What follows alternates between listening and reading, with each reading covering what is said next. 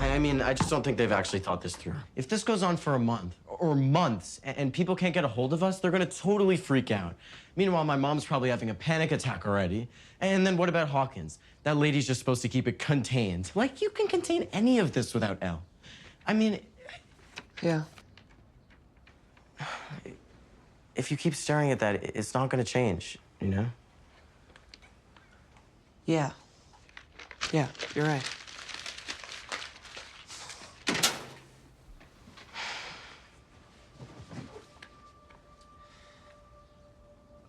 Before the cops came, me and Elle, we had a bad fight. We never fight. I mean, we fought before, but just like silly fights, stupid fights. But, I don't know, this one just felt more adult. Like, it just felt more real. Like it was a fight that you can't come back from.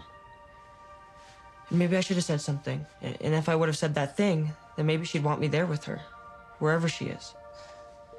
Look, Mike, you're gonna see her again, and whatever it is, whatever you didn't say, you can say it to her then.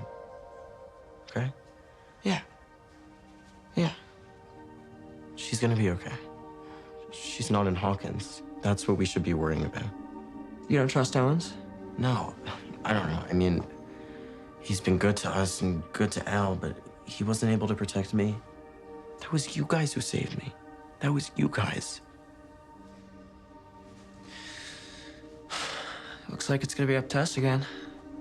It always is, isn't it?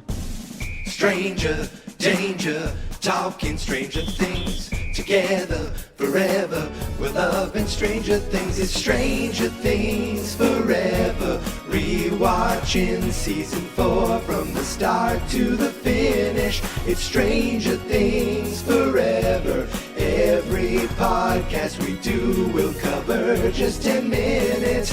Stranger danger everywhere. I hope that you people still care. It's time for me to do it. Let's get to it. Come on, everyone.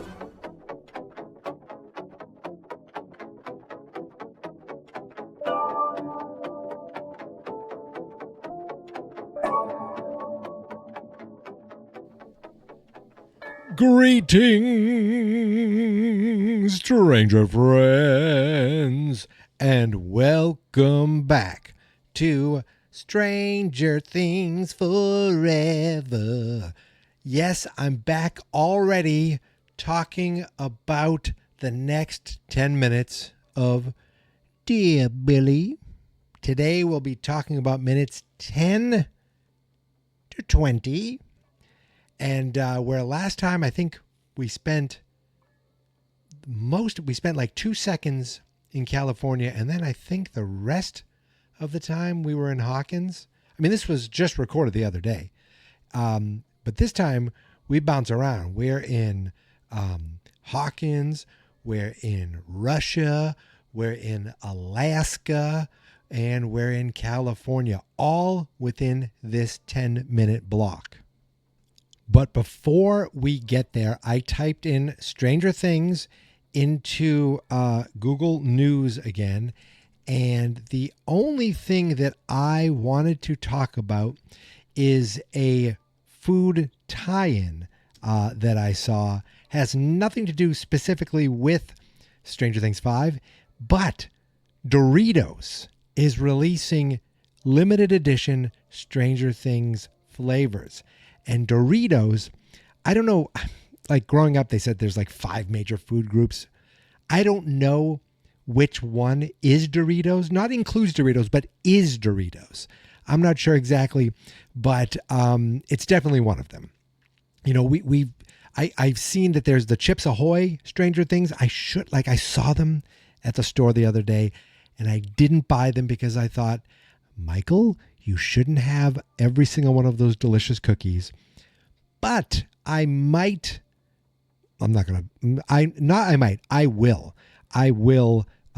get one of these Stranger Things flavors. I'm going to put a link to this in the show notes.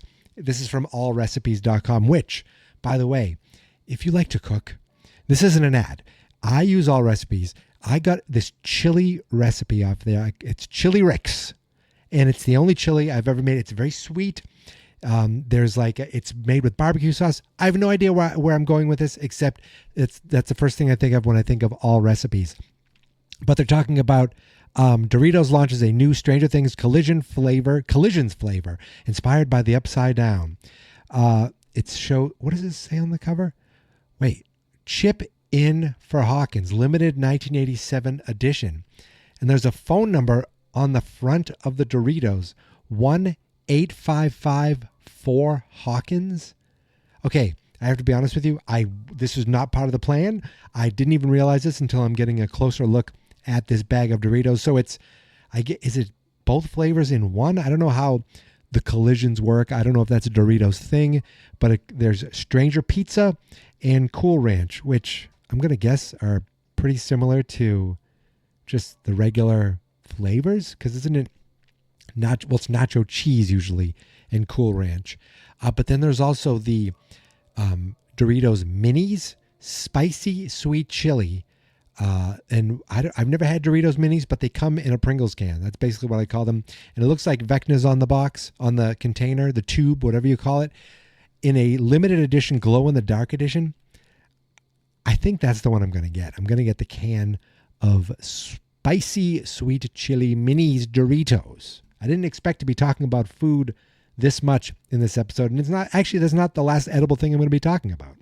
So what's weird is this article mentions nothing about the phone number.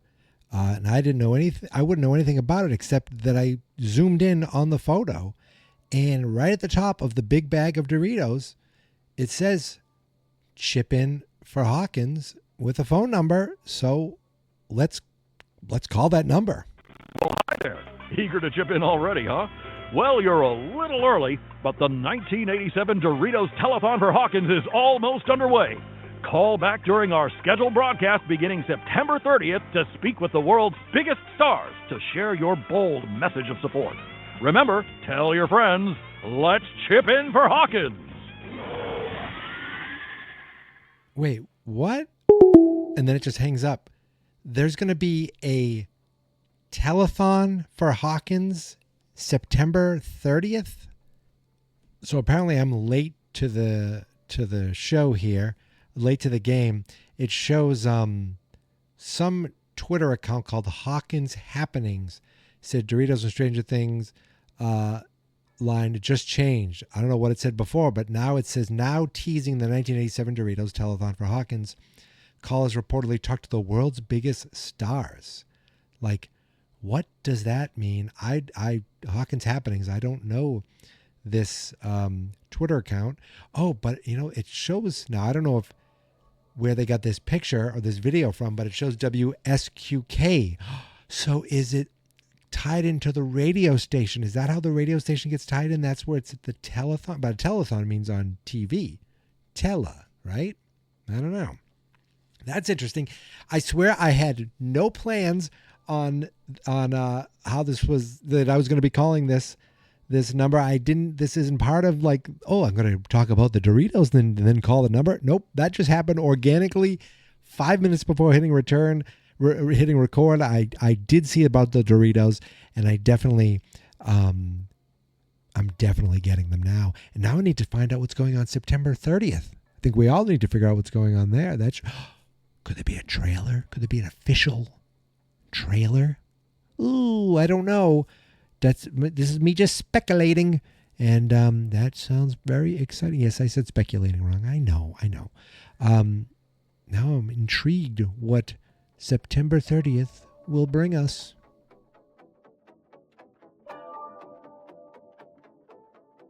I want to give a shout out in this episode to a listener of some of my podcasts, Judah, and his family. His family runs a coffee company called Ember Coffee.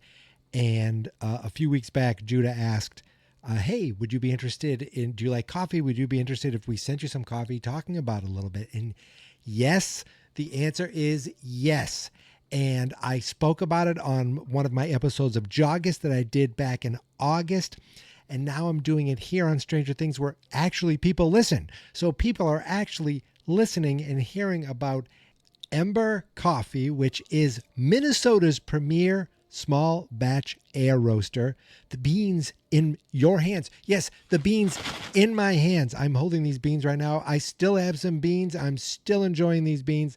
They've been ethically sourced and hand-selected from some of the finest coffee regions in the world. And what does air roasted mean? What's the air roasted coffee difference? It means low acid, easier on your stomach. And I have a stomach. We all do. Smooth flavor, low or no mold, and low or no mycotoxins, which I believe I pronounced correctly. Yes, I'm usually a ground coffee guy. And when I got these coffee beans, you know what I did? I went out and bought a coffee grinder. Yes, in my hand. This is great for an audio podcast. Listen to this. I'm actually grinding coffee beans as we speak. Some of my favorite podcasts that I do get fueled by coffee, and Ember Coffee is definitely something you should check out. I'll put a link to them in the show notes. But thank you again, Minnesota's best, wait, right? Does this say right here? Minnesota's best 2024 gold winner, best coffee 2 years. Wonderful. This is something called El Jefe, specialty grade, air roasted, milk chocolate, molasses, and nostalgia. You know what also it is? I don't know if that's good English, but you know what it is? Delicious. It's a little late for me to have some tonight, but I'm grinding my beans, and I'm going to make some for tomorrow. Well, I'm going to make it tomorrow. I'm not going to make it tonight. Come on, I'm not a crazy person. So anyway, check out embercoffee.co. I'm still grinding. So this 10-minute block picks up exactly where the last one left off, as usual, where we're in Nancy's bedroom with Robin and Steve. And Steve thinks, he really thinks that he's being underutilized. He does not want to stay behind with the younger kids. He thinks that his charm can be, used maybe to help win over the asylum director, but Nancy's like, he's very distinguished. And I think the way we win him over, we need to really convince him that we're true academic scholars. So that's kind of a subtle insult a little bit to Steve, don't you think? But as she, and it's funny, we're true academic scholars. And as she says that, Robin is like, oh, look, there's a ballerina with a music box. She's kind of being goofy. And Steve's like, she's giving you academic scholar vibes. Nancy says, well, no, but she will. And she holds up this frilly dress, and Robin's like, oh, no, please tell me that you're joking. So now we leave Hawkins for a little while. This 10-minute block starts with Hawkins, and it ends with Hawkins. But now we go to Alaska. It's very quick. We just see Joyce and Murray. They're at the motel. They're bundled up even inside the motel, but it's because they're going to be leaving pretty soon. Joyce is on the phone over and over and over trying to call back home, but she keeps getting nervous. She's not getting through. She's getting busy signals. She's not connecting at all. And Murray, tells her, there's many things that you can be late to in life. He said, a kid's birthday party, they're not going to remember it anyway. But this is essentially a ransom exchange. He's like, this is something you need to very much be on time for. He takes the phone, he hangs it up for her, and he apologizes as they head out from the motel, where I guess they have is it 40,000? Am I correct? They're going to bring the money. And that's it with Alaska. But now we jump right over the Pacific Ocean, I want to say, right? That's the Pacific Ocean. I know it's an ocean, and I'm pretty sure it's specifically the Pacifically. Boom, I just wanted to make a joke with that. We jump across the bit of ocean over to Russia. It seems like whenever we get Alaska, we go right to Russia with that. And we've gone Indiana, Alaska, Russia, all in the first 90 seconds of this 10 minutes here. And we see Hopper and the other prisoners are being led outside. Antonov, that's the guard. That's our friendly guard, right? At least we hope he's friendly. He's talking to Hopper, telling him the plan and how there's a church for him to wait and that Yuri will be meeting him there. Hopper realizes, oh, does this mean you've heard from Joyce? And Antonov tells him, yes, they arrived late last night. And if all goes well, you'll be eating Enzo's with your sexy woman tomorrow night. He's like, she's not my woman. He's like, yes, of course not. She saves your life because of friendship. I mean, come on, even he sees through it. He's like, he tells American, don't get your hopes up. It's like, I give you a 50 to 1 odds, and Hopper does not even react at all. He's like, oh, look at you, cool like Steve McQueen, the Cooler King, which is a reference to Steve McQueen's character in The Great Escape. Hopper's like, I hope not. So spoiler alert, I guess that Great Escape didn't go as great as Steve McQueen hoped it would. Now Antonov's like, I'll give you the odds of 100 to 1. Then they spot that guard who is very much a nosy Nadia. And Antonov's like, where do you want it? He's like, anywhere but the face. Roughs him up a little bit just to ease the suspicion a little bit. Hopper gets up and they check the leg irons, and whew, thankfully, they passed the mustard. Is that the right thing? They passed the test, whatever it is. And he heads off onto the field. But that guard that they're worried about, that nosy guard, he's still looking. He seems to be interested in him. He's like watching Hopper as he goes away. And that's when we go away from Russia. So we've already gone from Indiana to Alaska to Russia, and now we've jumped over to California. Owen's guys are basically babysitting Jonathan, Will, and Mike, and they're doing what you think any boring old guys would do during the day at home. They're watching golf. When I grew up, we had family get-togethers on my mother's side. Eventually, my uncle and my grandfather would find a way to get golf on the TV, and everyone it'd be like in the background, and they would fall asleep after like a turkey dinner or an Easter ham. And I'd be like, this was so boring. But then later on in life, I was like, well, this is kind of boring, but it's relaxingly boring. Like I could put on golf and fall asleep or just kind of get into it a little bit. I don't really follow golf all that much. I haven't golfed in years, but I do appreciate it. And I do see the relaxation and the enjoyment in watching it. But these guys look like they're just doing it to do it. And while they're doing it, they're still being nitpicky little babysitters, like worried about every movement these kids make, because Jonathan can't even get up to get a drink without them asking, where are you going? He's like, can I get a drink during my house arrest? He's like, well, you're not under arrest. And you're like, okay, like he's frustrated with them. He goes over to the fridge, and he sees a picture of him and Nancy that makes him stop for a second, makes him a little nostalgic. And while he's getting the drink, he also sees an ad for the phone number for Surfer Boy Pizza with the telephone number that still works. I was going to play a clip from that, and then I realized, well, am I going to have two phone clips in one episode? No, I'm not. It actually is what I heard when I called it. It still works. You can call it right now, 805-45-PIZZA. It's just the clip of Argyle. For me, it was the exact same clip that happens in the episode when they call for the pizza. He's like, hey, it's Argyle Surfer Boy Pizza, try pineapple, blah, blah, blah. Not as exciting. It would have been cool, but after that Doritos telethon thing, I'm like, I'm not going to put that there. I can't have them comparing each other. But Jonathan looks at the ad, sees that, and then he's like, I have an idea. So we cut into Will's room, and that's where we get the clip that's playing at the beginning of this episode. Will and Mike are hanging out, and Will seems a little frantic, a little, upset, obviously upset, but he's, while Mike is just sitting there stewing, Will is like saying, they can't do this. Like, they're going to have us waiting, not being able to talk to people for weeks or months. People are going to wonder what we're doing. And how's this supposed to help? And we're just, he's going on and on. How are they supposed to do anything without Elle helping out?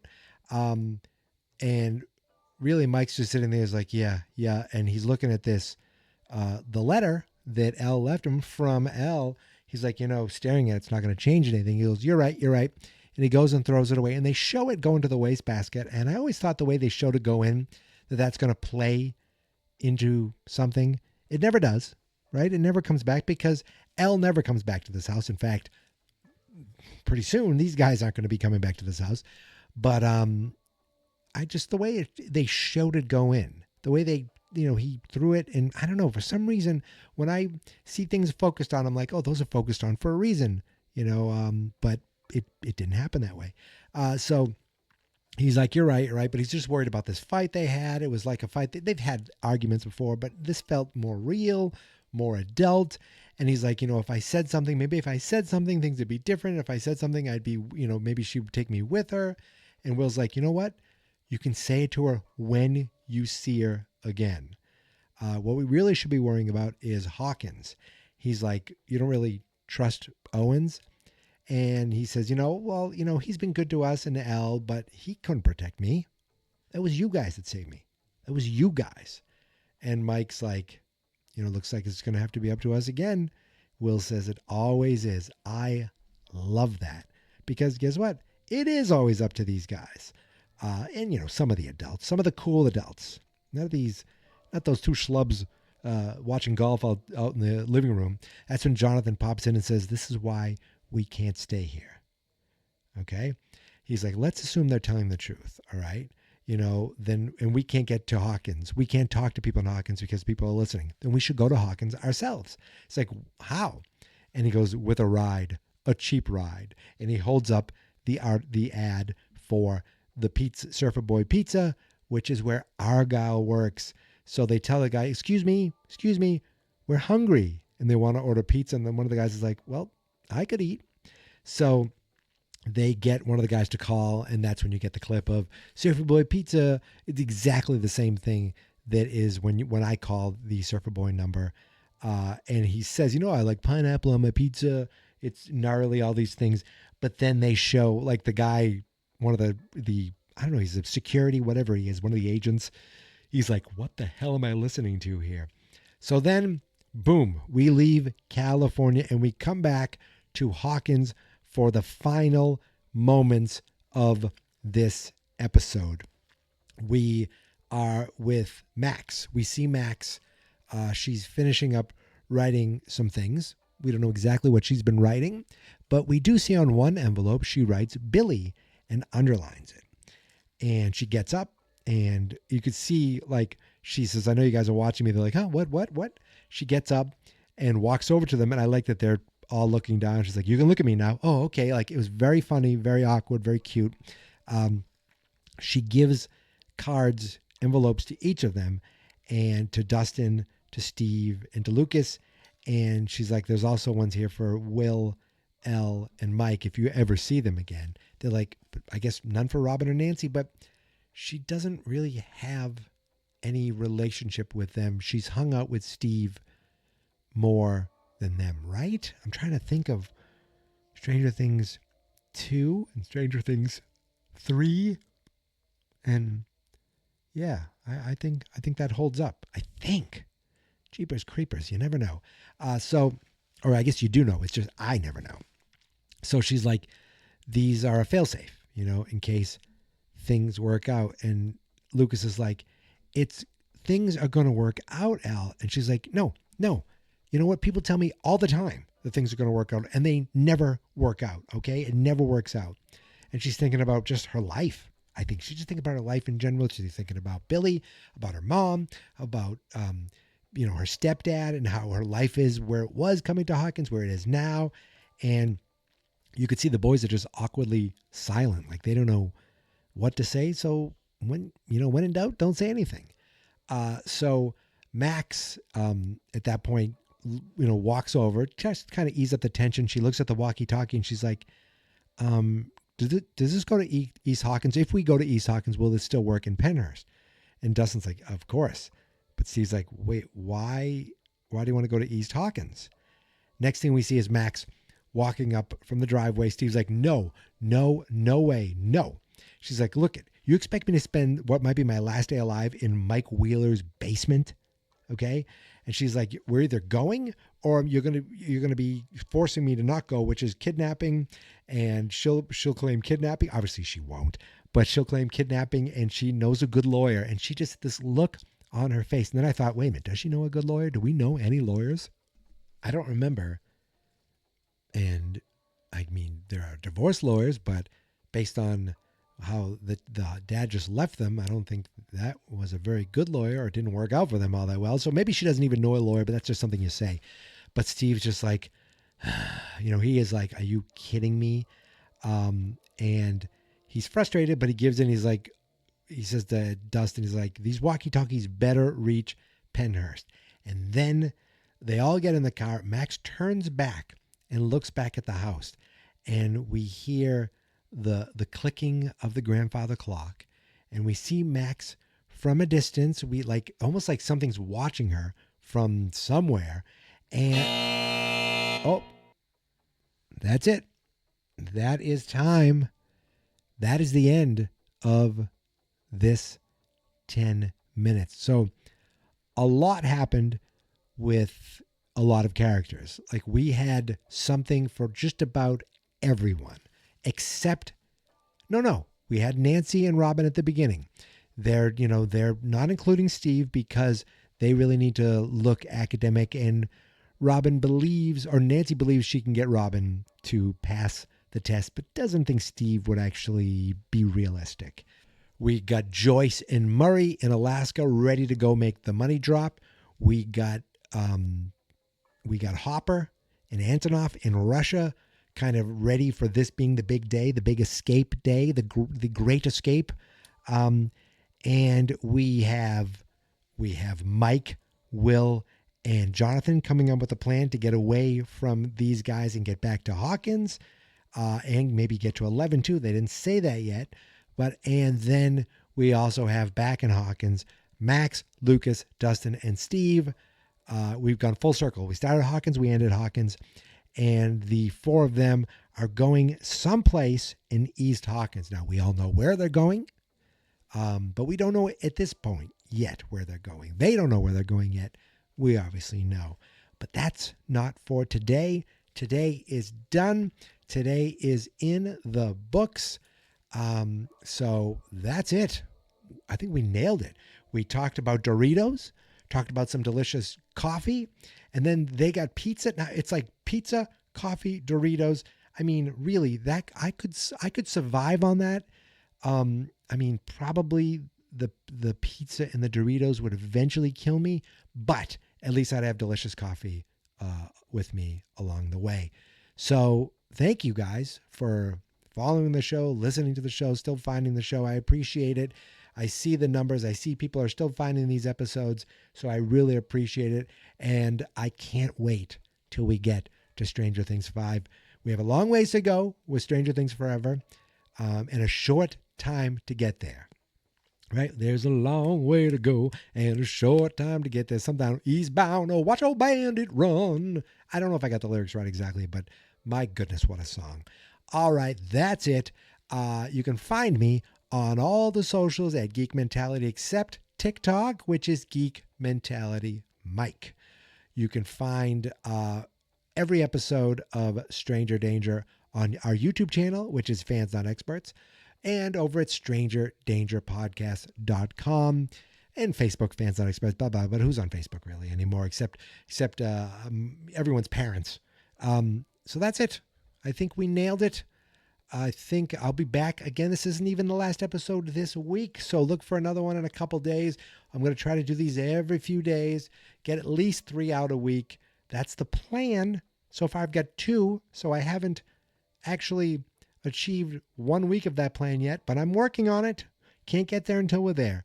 And we'll be there soon. So that's it. Thank you guys for listening. Thank you for subscribing.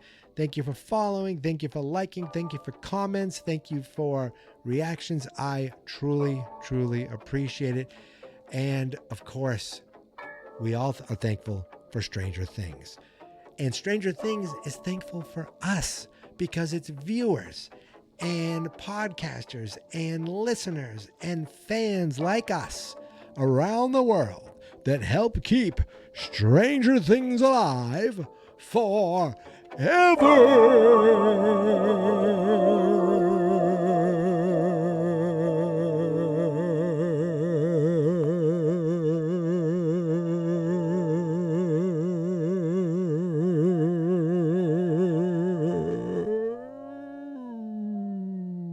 I sound like a dead animal. Fans Not Experts.